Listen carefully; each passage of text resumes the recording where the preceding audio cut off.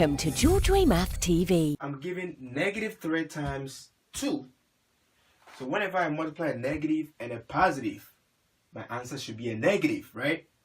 So -3 times +2, my answer should be -6. That wasn't bad.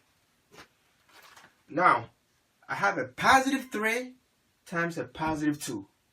Whenever I multiply two positive numbers, my answer should always be a positive.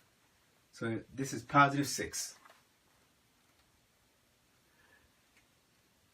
-3 times -2. When I multiply two negative numbers, my answer should be positive.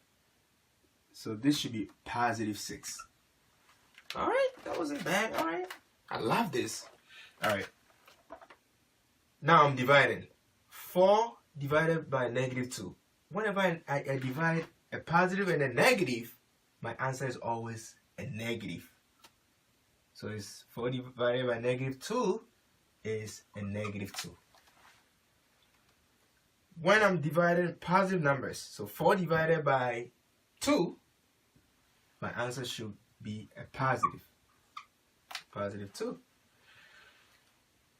Now I'm dividing two negatives. And when I divide two negatives, I learned that my answer should be positive. So -4 divided by -2 is a +2. Wow, this one.